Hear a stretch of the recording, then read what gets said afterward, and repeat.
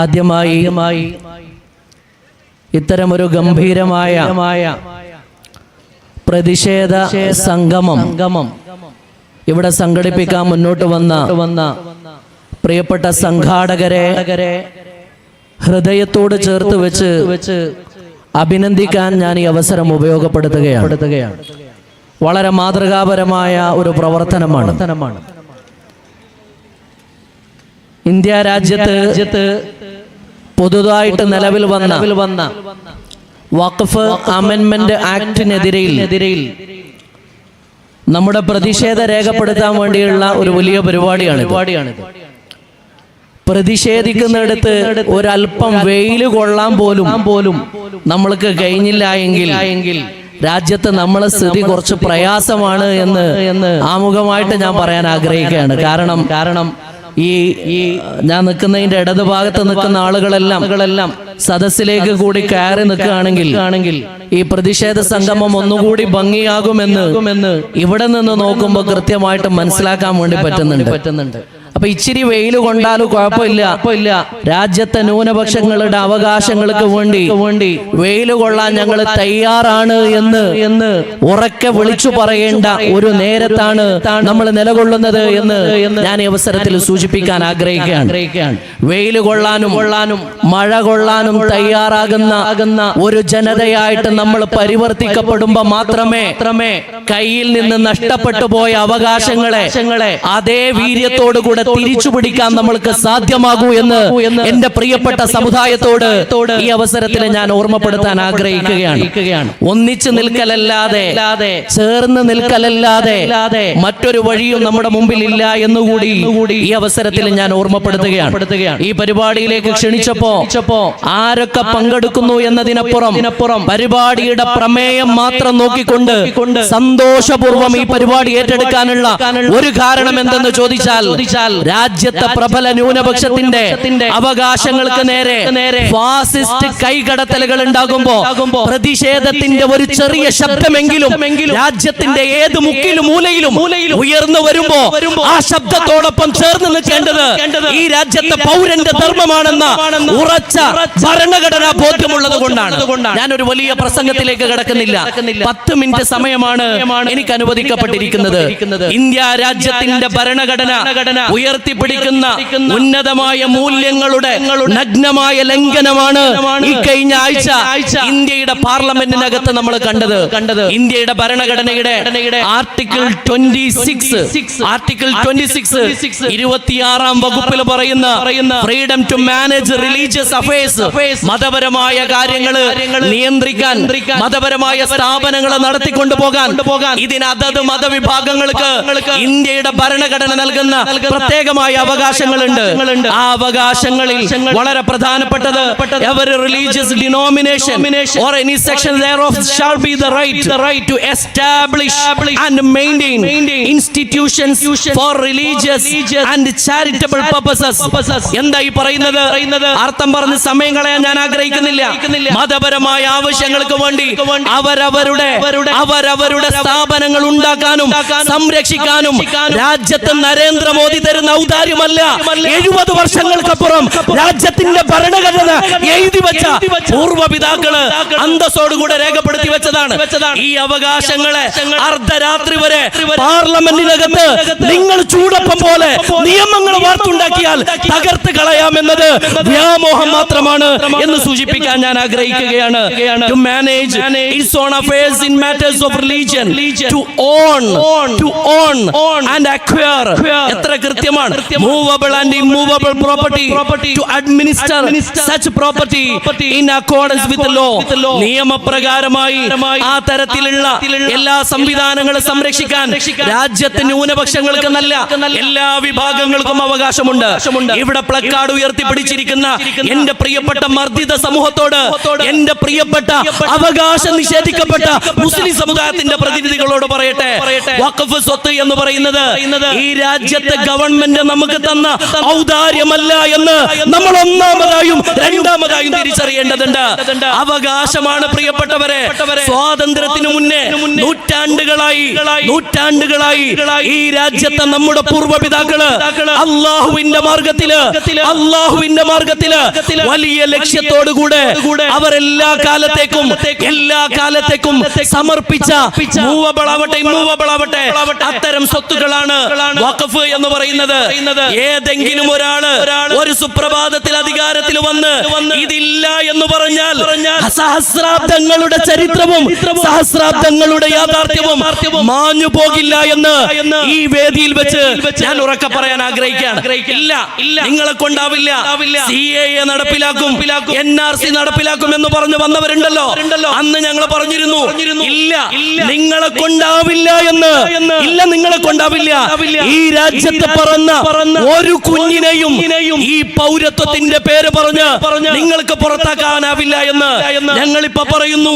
സഹസ്രാബ്ദങ്ങളിലൂടെ ഈ സമുദായം ഉറുമ്പ് ഭക്ഷണം കൂട്ടുന്നത് പോലെ വരുന്ന തലമുറക്ക് വേണ്ടി കൂട്ടിവെച്ച സമ്പാദ്യങ്ങളെ പാർലമെന്റിൽ ചുട്ടപ്പം പോലെ നിങ്ങൾ ചൂടപ്പം പോലെ ചുട്ടെടുത്ത നിയമത്തിന്റെ മറവിൽ കയ്യിലാക്കാമെന്നാണ് വിചാരമെങ്കിൽ രാജ്യത്തെ ന്യൂനപക്ഷം പ്രതിരോധം തീർക്കുമെന്ന് വളരെ ആധികാരികമായിട്ട് പറയാൻ ഞാൻ ആഗ്രഹിക്കുകയാണ്.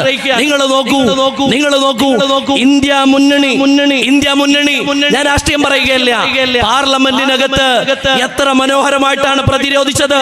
230-ലേറെ പാർലമെന്റ് അംഗങ്ങളെ അണിനിരത്തിക്കൊണ്ട് ആദരണീയനായ രാഹുൽ ഗാന്ധി അടക്കമുള്ള പ്രതിപക്ഷ നേതാക്കള് വളരെ കൃത്യമായ ഒരു രാഷ്ട്രീയ പ്രതിരോധം തീർത്തു. ആ രാഷ്ട്രീയ പ്രതിരോധത്തിന്റെ മുമ്പിൽ ഫാസിസ്റ്റ് ഗവൺമെന്റ് പലപ്പോഴും കീഴടങ്ങേണ്ടി വന്നു. 12-16 മണിക്കൂർ ചർച്ച നടന്നു. ആദ്യ രാത്രിയാണ് ഒരു ബില്ല് ചർച്ചക്കെടുക്കുന്നത്. എനിക്ക് ചോദിക്കാനുള്ള ഒന്നാമത്തെ ചോദ്യം, ഈ അർദ്ധരാത്രിയിലൊക്കെ ഒരു നിയമം ചുട്ടെടുക്കാൻ മാത്രം ഈ രാജ്യത്ത് എന്തു വലിയ പ്രശ്നമാണ് ഉള്ളത്? വഖഫ് ആർക്കാണ് പ്രശ്നമായത്? വഖഫ് ആർക്കാണ് ബുദ്ധിമുട്ടായത്? ഇന്ത്യയുടെ ആഭ്യന്തരമന്ത്രി പാർലമെന്റിനകത്ത് പറഞ്ഞു, റെയിൽവേ കഴിഞ്ഞാല് ഡിഫൻസ് കഴിഞ്ഞാല് ഏറ്റവും കൂടുതൽ ഭൂമിയുള്ളത് വഖഫിന്റെ കയ്യിലാണ്. പ്രതിപക്ഷ നിരയിൽ നിന്ന് കപിൽ സിബൽ എണീറ്റ് പറഞ്ഞു, സൗത്ത് ഇന്ത്യയിലെ 4 സംസ്ഥാനത്ത് 10 ലക്ഷം ഏക്കർ ഭൂമി വഖഫ് പ്രോപ്പർട്ടി ഉണ്ട്. ഇന്ത്യയിലാകെ 28 സംസ്ഥാനത്തും കൂടിയിട്ട് 8 ലക്ഷം ഏക്കർ ഭൂമിയാണ് വഖഫ് പ്രോപ്പർട്ടി ഉള്ളത്.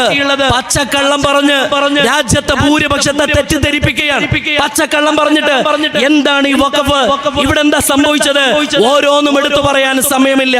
ഒന്നാമതായിട്ട് വഖഫ് ബോർഡിനകത്ത് മുസ്ലിങ്ങളല്ലാത്ത ആളുകൾക്ക് വരാം എന്ന പുതിയ നിയമത്തിലൂടെ പറയുന്നത് എന്താണ്? അതിന്റെ പ്രശ്നം മുസ്ലിങ്ങളല്ലാത്തവർ വരുന്നതിൽ നിങ്ങൾക്ക് കുഴപ്പമുണ്ടോ എന്നതാണ് പലരുടെയും ചോദ്യം. ഒന്നാമത്തെ മറുപടി, ഈ വഖഫ് എന്ന് പറയുന്നത് ഗവൺമെന്റ് ഞങ്ങൾക്ക് തന്ന ആനുകൂല്യമല്ല. അത് ഞങ്ങളുടെ കുടുംബ സ്വത്ത് പോലെ, തറവാട് സ്വത്ത് പോലെ ഞങ്ങളുടെ ഭൂമിയാണ്. ഞങ്ങളെ ഭൂമി, ആ ഭൂമി വഖഫ് ചെയ്യാൻ ഞങ്ങൾക്ക് അറിയുമെങ്കിൽ സംരക്ഷിക്കാൻ പുറത്തു നിന്ന് ഒരാളുടെയും ഔദാര്യം ഞങ്ങൾക്ക് ആവശ്യമില്ല. ഇത് കൃത്യമായ മറുപടിയാണ്. എന്റെ പ്രോപ്പർട്ടി സംരക്ഷിക്കാൻ എന്തിനാണോ പുറത്തു നിന്നൊരു സംരക്ഷകന്റെ ആവശ്യം? നിങ്ങൾ ഈ സമുദായത്തെ സംരക്ഷിച്ചത് ഗുജറാത്തിൽ ഞങ്ങൾ കണ്ടിട്ടുണ്ട്. നിങ്ങൾ ഈ സമുദായത്തെ സംരക്ഷിച്ചത് UP-യിൽ ഞങ്ങൾ കണ്ടുകൊണ്ടിരിക്കുകയാണ്. ആ സംരക്ഷണം വല്ലാതെ അങ്ങോട്ട് നീണ്ടുപോയാൽ മർദ്ദിതന്റെ പ്രാർത്ഥനയും മർദ്ദിതന്റെ പ്രതിരോധവും രാജ്യത്തുണ്ടാക്കുന്ന പ്രകമ്പനം അപകടകരമായിരിക്കുമെന്ന് മാത്രമേ സൂചിപ്പിക്കുന്നുള്ളൂ. സംഘ് പരിവാർ ആഗ്രഹിക്കുന്നത് അതാണ് പ്രകോപിപ്പിച്ചുകൊണ്ട് അവരെ തെരുവിലിറക്കണമെന്നത്. ഈ ഒരു വിഷയത്തിൽ വളരെ കൃത്യമായി വിവേകപൂർണമായിട്ട് നമ്മൾ പെരുമാറുന്നതും അതുകൊണ്ട് തന്നെയാണ്. കരുതലോടെ, ജാഗ്രതയോടെ നിങ്ങൾ നോക്കൂ. UPA ഗവൺമെന്റ് ഇവിടെ ഉണ്ടായിരുന്നു. UPA ഗവൺമെന്റ് മൻമോഹൻ സിംഗ് രാജ്യം ഭരിച്ചു. അയാൾ നിയമങ്ങൾ കൊണ്ടുവന്നു. റൈറ്റ് ടു ഇൻഫർമേഷൻ, വിവരങ്ങൾ തേടാൻ വിവരങ്ങൾ അറിയാനുള്ള ഒരു നിയമം കൊണ്ടുവന്നു. റൈറ്റ് ടു എഡ്യൂക്കേഷൻ, ഭക്ഷ്യ നിയമം നടപ്പിലാക്കിയത് മൻമോഹൻ സിംഗ് ആണ്. എത്ര മനോഹരമായ ലെജിസ്ലേഷൻസ് ആണ്.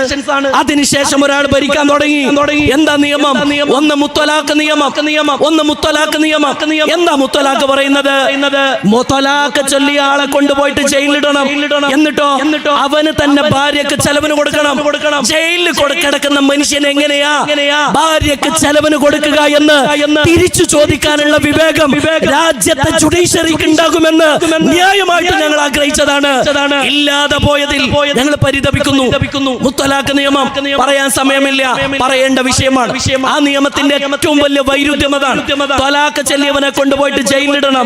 എന്നിട്ടോ ത്വലാഖ് ചെല്ലപ്പെട്ട പെണ്ണിന് അവന് ചെലവ് കൊടുക്കണം. ജയിലിൽ കിടക്കുന്ന ഒരാള് എങ്ങനെയാണ് ചെലവിന് കൊടുക്കുക? പിന്നെ കൊണ്ടുവന്ന നിയമം എന്താ? CAA, NRC. രാജ്യത്ത് ഒരുപാട് രേഖകൾ ചോദിച്ച് വലിയൊരു വിഭാഗത്തെ പുറത്താക്കാൻ വേണ്ടി നിയമം കൊണ്ടുവന്നു. അതുപോലെ പുറത്തുനിന്ന് വരുന്നവരെ മതം നോക്കിയിട്ട് പൗരത്വം കൊടുക്കാനും എന്തായി? എന്നിട്ട് തടിമെടുക്ക് കൊണ്ട് ഇതൊക്കെ നടപ്പിലാക്കാമെന്നാണ് രാജ്യം ഭരിക്കുന്നവർ കരുതുന്നതെങ്കിൽ നിങ്ങളെക്കാളും വലിയ മൂത്താപ്പമാര് വന്നപ്പോ വക്കടാവടി എന്ന് പറഞ്ഞ് നെഞ്ചു വിരിച്ച് കാണിച്ചവന്റെ പിന്തലമുറയോട് ഇല്ല നിങ്ങളെ കാവിക്കളസം കണ്ടിട്ട് പേടിക്കുന്ന ജനുസല്ല ഇത് എന്ന് വളരെ കൃത്യമായിട്ട് പറയാൻ ഞാൻ ആഗ്രഹിക്കുകയാണ്. ഈ നിയമത്തിനകത്ത് നിയമപരമായ കുറെ പ്രശ്നങ്ങളുണ്ട്, വൈരുദ്ധ്യങ്ങളുണ്ട്. ഒന്ന്, മുസ്ലിങ്ങളല്ലാത്ത ആളുകള് വഖഫ് ബോർഡിൽ വരും. നമ്മളതിനെ വർഗീയമായിട്ടല്ല കാണുന്നത്. മറ്റു സമുദായത്തിൽ അങ്ങനെയല്ല.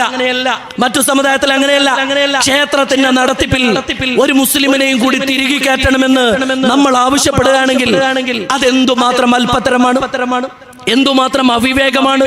ഞാൻ ചോദിക്കട്ടെ, രാജ്യത്ത് ഒരല്പം നീതിബോധമുള്ള മനുഷ്യര് അത് അംഗീകരിക്കോ? ക്ഷേത്രത്തിന്റെ നടത്തിപ്പില് അല്ലെങ്കിൽ ദേവസ്വം ബോർഡിലേക്ക് മുസ്ലിങ്ങളെയും കൂടി കൊണ്ടുവരണമെന്ന് പറയുന്നത് അത് മതസൗഹാർദ്ദമാണോ? അത് ഇൻക്ലൂസീവ്നെസ് ആണോ? അതെങ്ങനെ ഇൻക്ലൂസീവ്നെസ് ആവുക? അത് അനീതിയല്ലേ? ഈ തടിച്ചുകൂടിയ ജനത പറയുന്നത് അത് മാത്രമാണ്. എന്തുകൊണ്ട് മുസ്ലിങ്ങൾക്കെതിരെ നിങ്ങൾ തിരയുന്നു? എന്തിനാണ്? അധികാരം അരക്കിട്ടറപ്പിക്കാൻ ഈ ജനതയുടെ മേക്കിട്ട് കയറിയാൽ മാത്രമേ കഴിയൂ എന്ന നിങ്ങളുടെ ശൃഗാല ബുദ്ധിയുണ്ടല്ലോ, ഇത് അവസാനിക്കാൻ വേണ്ടി പോവാണ്. രണ്ടാമത് ഇതിനകത്ത് പറയുന്നത് വഖഫ് ബോർഡിന് വലിയ അധികാരങ്ങൾ ഞങ്ങൾ കൊടുക്കുന്നതാണ്. CEO നിലവിലുള്ള നിയമം എന്താ പറയുന്നത്? വഖഫ് ബോർഡിന്റെ CEO മുസ്ലിം ആയിരിക്കണം. ന്യായമാണല്ലോ അത്. വഖഫ് ബോർഡിൽ മെമ്പർ ആവുന്ന MP MLA മുസ്ലിം ആവണം. ന്യായമാണല്ലോ അത്. ഈ നിയമങ്ങളെ മുഴുവൻ പൊളിച്ചെഴുതുമ്പോ വഖഫ് ബോർഡിനകത്ത് കേവലം 4 മെമ്പർമാര് മാത്രം മുസ്ലിങ്ങളാവുകയും ബാക്കി മുഴുവനും അമുസ്ലിം സഹോദരന്മാർ. അവര് വരുന്നതിലല്ല വിരോധം, മറിച്ച് ഞങ്ങൾ അവകാശം നഷ്ടപ്പെടുന്നതിലാണ്. അല്ലാത്തവരെ തിരികെ കയറ്റുന്നതിന്റെ സാങ്കത്യം എന്താണ് എന്ന് വളരെ കൃത്യമായിട്ട് ഞങ്ങൾക്ക് പറഞ്ഞു തരേണ്ടതുണ്ട്. ഞാൻ അവസാനിപ്പിക്കുകയാണ്. അതേപോലെ പലരും ചർച്ച ചെയ്യാത്ത മറ്റൊരു പ്രധാനപ്പെട്ട പ്രശ്നമുണ്ട്. ഇതിനകത്ത് വലിയൊരു പ്രശ്നം. എന്താ പ്രശ്നം? വഖഫ് ഭൂമിയുമായി ബന്ധപ്പെട്ട് തർക്കമുണ്ടായാൽ ആ തർക്കം തീരുമാനിക്കാനുള്ള പരമാവധി അധികാരം ജില്ലാ കളക്ടർക്ക് കൊടുക്കുകയാണ്.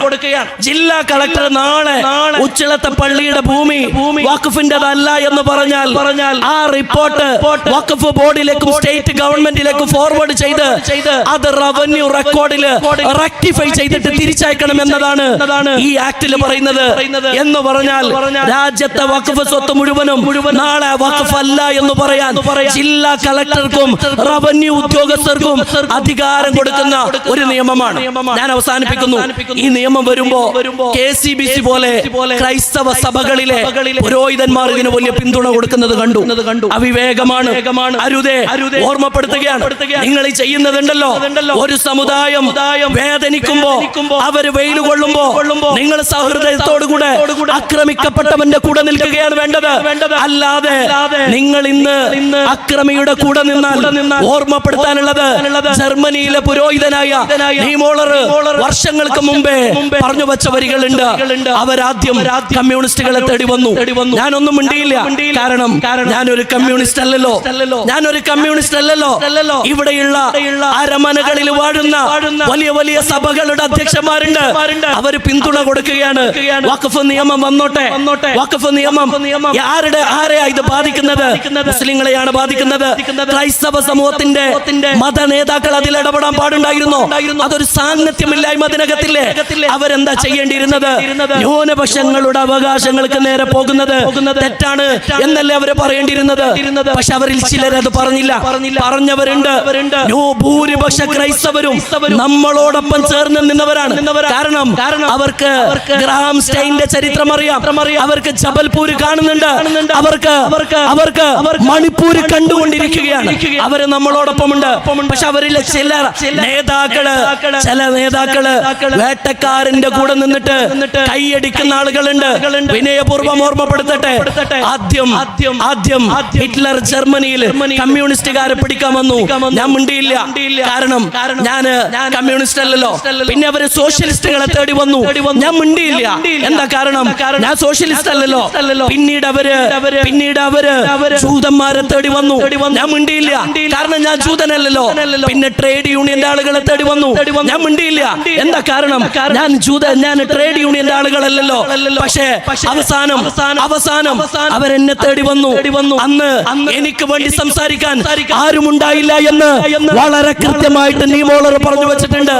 പാർലമെന്റില് രാത്രി 2 മണിക്ക് നിയമം പാസ്സായതിനു ശേഷം ഒരു പ്രമേയം കൂടി വന്നിട്ടുണ്ട്. മണിപ്പൂരിലെ പ്രസിഡന്റിന്റെ ഭരണം നീട്ടുന്നതിന് വേണ്ടിയുള്ള പ്രമേയമായിരുന്നു. ആഘോഷങ്ങൾക്കിടയിൽ മുനമ്പത്ത് കൈയടിക്കുന്നതിനിടയിൽ അവരിത് കണ്ടില്ല. ഞാൻ അവസാനിപ്പിക്കുമ്പോ ഒരു കാര്യം കൂടി പറയാൻ. അനാവശ്യമായ പ്രകോപനം സൃഷ്ടിച്ചുകൊണ്ട് ഒരു സമുദായത്തെ തെരുവിലിറക്കി രാജ്യം മുഴുവനും ഗുജറാത്ത് ആവർത്തിക്കാനുള്ള വളരെ വലിയ ഒരു നീക്കമാണ് ഫാസിസ്റ്റ് ഗവൺമെന്റ് നടത്തുന്നത്. ഈ നീക്കത്തിനെതിരെ അവസാന ശ്വാസം വരെ പോരാടാൻ, കുഞ്ഞാലിമരക്കാരുടെ ചരിത്രം ഞങ്ങൾക്ക് ആവേശം മാത്രമല്ല, കുഞ്ഞാലിമരക്കാരുടെ ചരിത്രം പോലെ ഇന്ത്യ രാജ്യത്തിന്റെ സ്വാതന്ത്ര്യ ചരിത്രത്തിലെ ധീരദേശാഭിമാനികളുടെ രക്തം ഈ സിരകളിലൂടെ, ഞരമ്പുകളിലൂടെ ഒഴുകുന്നുണ്ട് എന്ന് ഫാസിസ്റ്റ് ശക്തികളെ ഒരിക്കൽ കൂടി ഓർമ്മപ്പെടുത്തിക്കൊണ്ട് ഈ പ്രതിഷേധ സംഗമത്തിന് എല്ലാവിധ ഭാവുകങ്ങളും നേർന്നു. സമയം അവസാനിച്ചു. അസ്സലാമു അലൈക്കും വറഹ്മത്തുള്ളാഹി വബറകാതുഹു. ಧನ್ಯವಾದಗಳು ಅಡ್ವೊಕೇಟ್ ಹನೀಫುದ್ದೀನ್ ಸರ್ ಅವರಿಗೆ. ಮುಂದೆ ನಮ್ಮ ದೇಶದಲ್ಲಿ ಯಾಕೂಬ್ ಕಲ್ಲರ್ ಪೆಸಾರಿ ಅವರು ಮಾತನಾಡಿದ್ದಾರೆ.